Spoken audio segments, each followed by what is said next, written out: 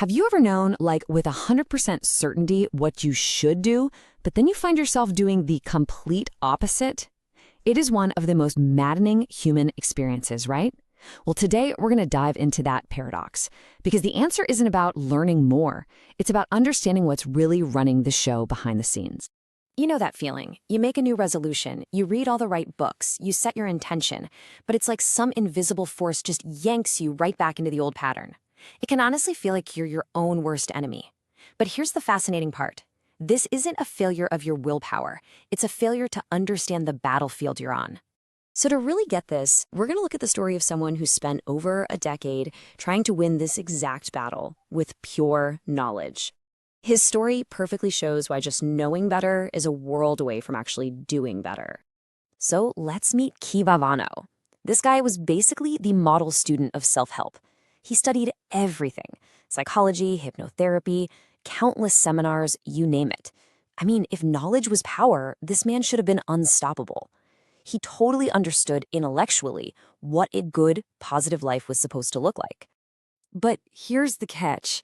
The more he learned, the more confusing it all got.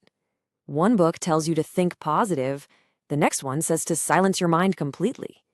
So instead of finding clarity, he just found himself in this swamp of conflicting advice. And his actual life, it wasn't changing at all. And this was the heart of his frustration. His thinking mind knew exactly what to do, but it felt like he was a tiny driver in a massive truck that had a mind of its own. He'd decide, okay, today I'm going to be patient, and then boom, he'd explode with anger. He called it this uncontrollable force that just sabotaged his best intentions. So what on earth was this force? And that leads us right into the core of the issue, what we can call the 90% problem. See, the reason Kivavano, and honestly so many of us, keep losing this internal battle is that we're only fighting with a tiny, tiny fraction of our own minds. Yeah, we love to think our conscious mind is in charge, right? Our willpower, our logic, that's the captain of the ship.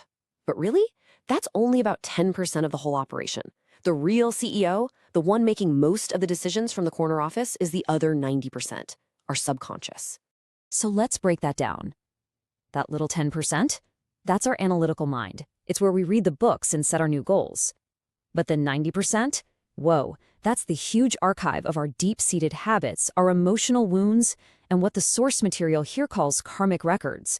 Basically, it's the automatic programming that's running our lives.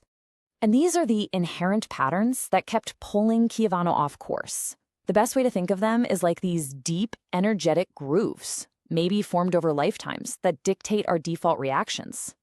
They're the reason we automatically feel that flash of anger or jealousy or fear, even when our conscious mind is screaming, no, no, no, stay calm. Okay, so if we're all walking around with this massive, unseen programming, what happens when our little 10% conscious mind tries to put a positive spin on everything? Well, let's just say it doesn't usually end well. I love this metaphor because it just perfectly illustrates the problem. You can put a nice, thin layer of fresh, clean soil on top, but if there is a literal mountain of unresolved negativity underneath, well, the smell, that negative energy, is still going to leak right through. The underlying problem isn't fixed at all. And these are our conscious efforts, right? This is our fresh soil. We try our very best to be good, to act with kindness, to think positive thoughts. We're doing all the things we've been told are supposed to make us better people. But these are just surface-level actions. Because all the while, our 90% subconscious is broadcasting a completely different signal. It's radiating the energy of our suppressed trauma, our hidden resentments, our deepest insecurities. This is the mountain of trash that really defines our energetic signature. And this is the real kicker. The universe isn't some scorekeeper just tallying up our good deeds.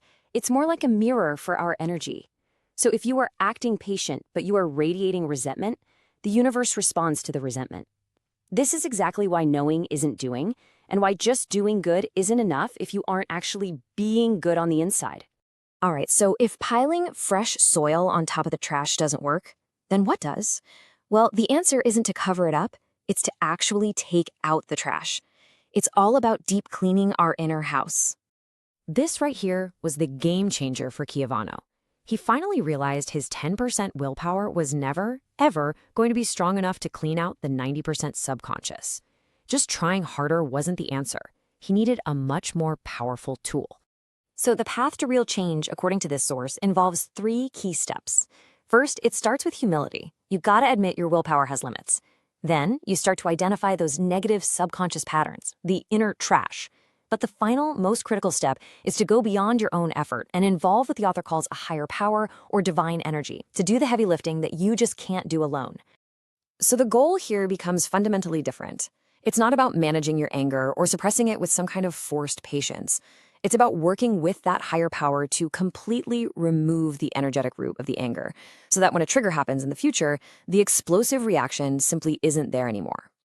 And this incredible shift is the journey from just having an intellectual understanding to a state of true embodied change. It's the huge difference between knowing the path and actually walking it. And look, this is not an overnight fix, not at all. The blog author who shared Chiavano's story also shared their own timeline, and it took years. A personal crisis in 2023 is what finally prompted the real deep cleaning, and by 2026, they could finally see the results, a bright, clean inner house. So, it's a process, a real commitment. So, if there's one thing to take away from all this, it's this. Your state of being is your true communication with the world. Your actions, they matter, of course, but they are a byproduct of the energy you hold within that vast 90% subconscious. What you are is so much more powerful than what you do. And that leaves us with a final, really powerful question to sit with. Beyond what you're trying to do, beyond all your good resolutions and your best intentions, what are you truly broadcasting out into the universe? What is your 90% radiating today?